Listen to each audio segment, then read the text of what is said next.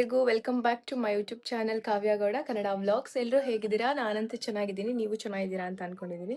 ಇವತ್ತು 7 ಗಂಟೆಯಿಂದ ವ್ಲಾಗ್ನ ಸ್ಟಾರ್ಟ್ ಮಾಡ್ತಿದ್ದೀನಿ. ಇವತ್ತು ಶನಿವಾರ. ಎಲ್ಲಿಗೆ ಹೋಗ್ತಿದ್ದೀವಿ ಅಂತ ಅಂದರೆ, ಎಲ್ಲ ಫ್ಯಾಮಿಲಿ ಫುಲ್ಲು ಧರ್ಮಸ್ಥಳ ಟ್ರಿಪ್ ಹೋಗ್ತಾ ಇದ್ದೀವಿ, ಅದು ಬಸ್ಸಲ್ಲಿ. ಬನ್ನಿ ಯಾರ್ಯಾರು ಹೋಗ್ತಾ ಇದ್ದೀವಿ ಅಂತ ತೋರಿಸ್ತೀನಿ. ಬಸ್ ಫ್ರೀ ಅಲ್ವಾ, ಅದಕ್ಕೆ ಯೂಸ್ ಮಾಡ್ಕೋತಿದ್ದೀವಿ. ಯಾರ್ಯಾರು ಹೋಗ್ತಿದ್ದೀವಿ ಅಂತ ತೋರಿಸ್ತೀನಿ ಇವಾಗ. ಸಿಂಚನ, ಲಾಲಿತ್ಯ, ನಮ್ಮ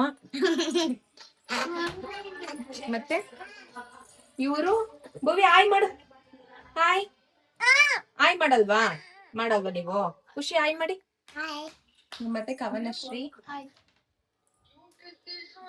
ಮತ್ತೆ ಸವಿತಾ, ನಮ್ಮ ಆಂಟಿ, ನಾವ್ ಅಜ್ಜಿ, ಮತ್ತೆ ಇನ್ನ ಇಬ್ರು ಇದ್ದಾರೆ, ಇನ್ನ ಒಬ್ಳು ಇದ್ದಾಳೆ ಅಲ್ಲಿ, ಇವರೊಬ್ರು. ಇಷ್ಟು ಜನ ನಾವು ಬಸ್ಸಲ್ಲಿ ಧರ್ಮಸ್ಥಳ ಟ್ರಿಪ್ ಹೋಗ್ತಾ ಇದೀವಿ. ಪೂಜೆ ಎಲ್ಲ ಆಗಿದೆ. ನಾವು ಧರ್ಮಸ್ಥಳಕ್ಕೆ ಬಸ್ಸಲ್ಲಿ ಟ್ರಾವೆಲ್ ಮಾಡ್ತಿರೋದು ಇದೇ ಫಸ್ಟ್ ಟೈಮು. ನಂಗಂತೂ ತುಂಬಾನೇ ಭಯ ಇತ್ತು, ಹೆಂಗೂ ಹೋಗೋದಪ್ಪ, ಮಕ್ಳನ್ನೆಲ್ಲ ಕರ್ಕೊಂಡು ಲಗೇಜ್ ಇಟ್ಕೊಂಡು ಯಾವ ತರ ಹೋಗೋದು ಅಂತ ತುಂಬಾನೇ ಭಯ ಆಗಿತ್ತು. ಬಟ್ ನಮ್ಗೆ ಮಂಡ್ಯದಿಂದ ಡೈರೆಕ್ಟ್ ಧರ್ಮಸ್ಥಳಕ್ಕೆ ಬಸ್ ಇರ್ಲಿಲ್ಲ. ನಾವು ಮೈಸೂರಿಗೆ ಬಂದು ಮೈಸೂರಲ್ಲಿ ಸೀಟ್ ರಿಸರ್ವೇಶನ್ ಮಾಡಿಸ್ಕೊಂಡ್ವಿ. ನಾವು ಒಂದು 7 ಜನ ಹೋಗಿದ್ವಿ. 7 ಜನಕ್ಕೂ ಸೀಟ್ ರಿಸರ್ವೇಶನ್ ಮಾಡ್ಕೊಂಡ್ವಿ. ನಮ್ದು ಒರಿಜಿನಲ್ ಆಧಾರ್ ಕಾರ್ಡ್ ಕೊಟ್ರೆ 20 ರುಪೀಸ್ ಚಾರ್ಜ್ ಆಗುತ್ತೆ. 20 ರುಪೀಸ್ ತಗೊಂಡು 7 ಜನಕ್ಕೂ ಸೀಟ್ನ ರಿಸರ್ವೇಶನ್ ಮಾಡಿಸ್ಕೊಂಡು, ಅಲ್ಲಿಂದ ಮೈಸೂರಿಂದ ನಮಗೆ 10 ಗಂಟೆಗೆ ಬಸ್ ಇತ್ತು ಕರೆಕ್ಟ್ ಆಗಿ.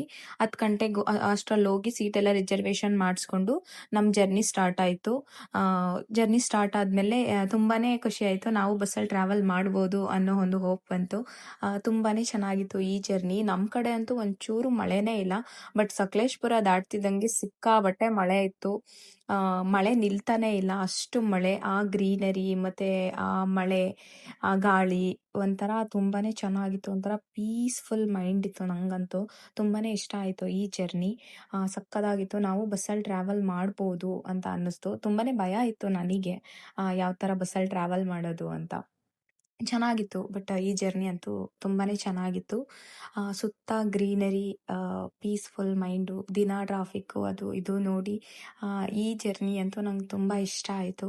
ಅದರಲ್ಲೂ ಪಕ್ಕದಲ್ಲೇ ಹರಿತಿರೋ ನೇತ್ರಾವತಿ ನೋಡೋಕ್ಕಂತೂ 2 ಕಣ್ಣು ಸಾಲ್ತಿರ್ಲಿಲ್ಲ, ಅಷ್ಟು ನೀರು. ಮತ್ತು ನೇತ್ರಾವತಿ ನದಿ ಅಂತೂ ಫುಲ್ಲು ತುಂಬೋಗ್ಬಿಟ್ಟಿತ್ತು. ಅಲ್ಲೆಲ್ಲ ರೆಡ್ ಅಲರ್ಟ್ ಕೊಟ್ಟಿದ್ರು ಅಂತ ಅನ್ಸುತ್ತೆ. ನಾವು ನೇತ್ರಾವತಿ ಹತ್ರ ಹೋಗೋಕ್ಕಾಗಲಿಲ್ಲ. ನೇತ್ರಾವತಿ ನದಿ ನೋಡಿ ಯಾವ ಥರ ತುಂಬಿ ಹರಿತಿದೆ ಅಂತ, ಸಿಕ್ಕಾಪಟ್ಟೆ ನೀರು.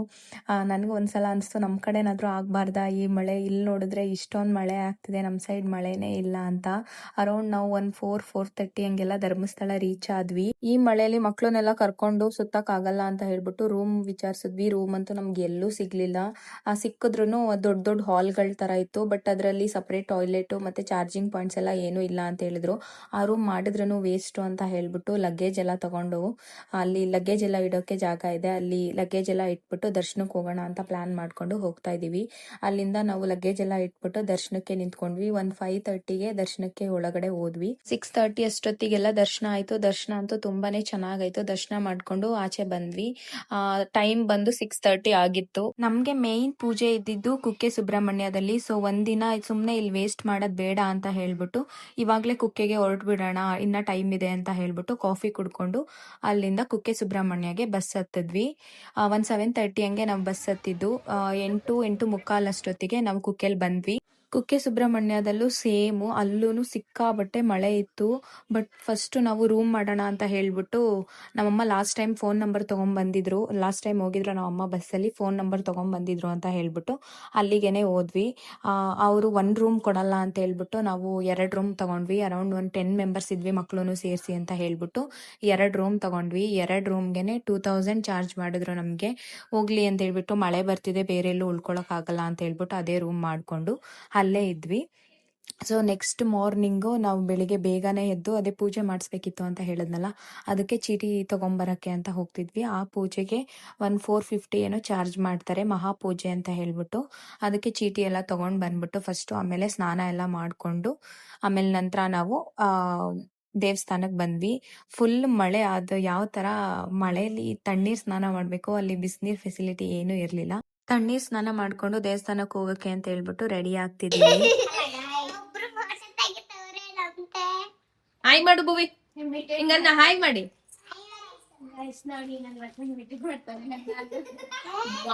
ಇಲ್ಲಿ ವೆದರ್ ಯಾವ ತರ ಇತ್ತು ಅಂತ ಅಂದ್ರೆ ಯಾವಾಗ ಮಳೆ ಬರುತ್ತೆ ಯಾವಾಗ ಮಳೆ ನಿಲ್ಲುತ್ತೆ ಅಂತಾನೆ ಗೊತ್ತಾಗ್ತಿರ್ಲಿಲ್ಲ.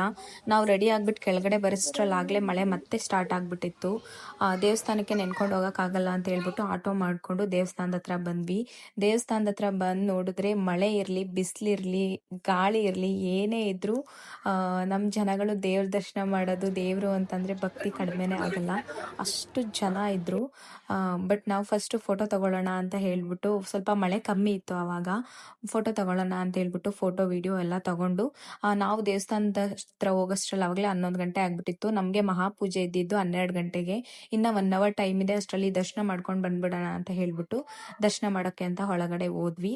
ಒಳಗಡೆ ಹೋದ್ಮೇಲೆ ಮಹಾಪೂಜೆಗೆ ಅಲ್ಲೇ ಬೋರ್ಡ್ ಹಾಕಿದ್ರು, ಸಂಕಲ್ಪ ಮಾಡಿಸ್ಬೇಕು ಅಂತ ಹೇಳ್ಬಿಟ್ಟು. ಅಲ್ಲೇ ಸಂಕಲ್ಪ ಮಾಡಿಸ್ಬಿಟ್ಟು ದೇವ್ರ ದರ್ಶನಕ್ಕೆ ನಿಂತ್ಕೊಂಡ್ವಿ. ದರ್ಶನ ಆಗೋಷ್ಟ್ರಲ್ಲಿ 1.5 ಅವರ್ ಆಯ್ತು. ಅಲ್ಲಿಂದ ಬಂದು ಸ್ಟ್ರೈಟ್ ಊಟಕ್ಕೆ ಹೋದ್ವಿ. ಅಲ್ಲೂ 1 ಅವರ್ ಕ್ಯೂ ಇತ್ತು. ಅಲ್ಲೂ ಊಟ ಮಾಡ್ಕೊಂಡು ನಂತರ ನಾವು ಅರೌಂಡ್ ಎಲ್ಲ ಮುಗಿಸ್ಕೊಂಡು ದೇವಸ್ಥಾನದಿಂದ ಆಚೆ ಬರೋಷ್ಟ್ರಲ್ಲಿ 2 ಗಂಟೆ ಆಗ್ಬಿಟ್ಟಿತ್ತು. ಆಮೇಲೆ ಸ್ವಲ್ಪ ಮಕ್ಳಿಗೆ ಏನೇನು ಬೇಕೋ ಅದೆಲ್ಲ ತಿಕ್ಕೊಟ್ಬಿಟ್ಟು ನಂತರ ನಾವು ವಾಪಸ್ ಬರಬೇಕಿತ್ತು. ಇವಾಗಲೇ ಎಲ್ಲ ಮುಗೀತಲ್ಲ, ಹೊರಟ್ಬಿಡೋಣ ಅಂತ ಹೇಳ್ಬಿಟ್ಟು ಬಸ್ ಸೀಟ್ ರಿಸರ್ವೇಶನ್ ಮಾಡ್ಸೋಕ್ಕೆ ಅಂತ ಹೇಳ್ಬಿಟ್ಟು ಬಸ್ ಸ್ಟ್ಯಾಂಡಿಗೆ ಹೋದ್ವಿ. ಅಲ್ಲಿ ಹೋಗಿ ಕೇಳಿದ್ರೆ ನೈಟು 10 ಗಂಟೆಗಿದೆ ಬಸ್ಸು ಅಂತ ಹೇಳಿದ್ರು. ಏನು ಮಾಡೋಕ್ಕಾಗಲ್ಲ ಅಂತ ಹೇಳ್ಬಿಟ್ಟು ರೂಮಲ್ಲಿ ಸ್ವಲ್ಪ ಹೊತ್ತು ರೆಸ್ಟ್ ಮಾಡಿ 10 ಗಂಟೆಗೆ ಅಲ್ಲಿಂದ ಹೊರಟ್ವಿ. ತುಂಬಾ ಟಯರ್ಡ್ ಆಗಿಬಿಟ್ಟಿತ್ತು. ನಂತರ ನಾನು ಯಾವುದೂ ವೀಡಿಯೋಸೇ ಮಾಡ್ಕೊಂಡಿಲ್ಲ, ನನ್ನ ಫೋನಲ್ಲಿ ಬೇರೆ ಸ್ಟೋರೇಜ್ ಬೇರೆ ಆಗಿಬಿಟ್ಟಿದೆ. ಐ ಹೋಪ್ ಈ ವ್ಲಾಗ್ ನಿಮ್ಮೆಲ್ರಿಗೂ ಇಷ್ಟ ಆಗಿದೆ ಅಂತ ಭಾವಿಸ್ತಾ ಈ ವ್ಲಾಗ್ನ ಇಲ್ಲಿಗೆ ಎಂಡ್ ಮಾಡ್ತಿದ್ದೀನಿ. ಇನ್ನೂ ಯಾರು ನನ್ನ ಚಾನಲ್ನ ಸಬ್ಸ್ಕ್ರೈಬ್ ಮಾಡದೆ ನೋಡ್ತಿದ್ರಾ, ಪ್ಲೀಸ್ ಸಬ್ಸ್ಕ್ರೈಬ್ ಮಾಡ್ಕೊಳ್ಳಿ, ಲೈಕ್ ಶೇರ್ ಕಮೆಂಟ್ ಮಾಡಿ. ಸಿಗ್ತೀನಿ ನನ್ನ ನೆಕ್ಸ್ಟ್ ವ್ಲಾಗಲ್ಲಿ. ಅಲ್ಲಿವರೆಗೂ ಟೇಕ್ ಕೇರ್, ಬೈ ಬಾಯ್.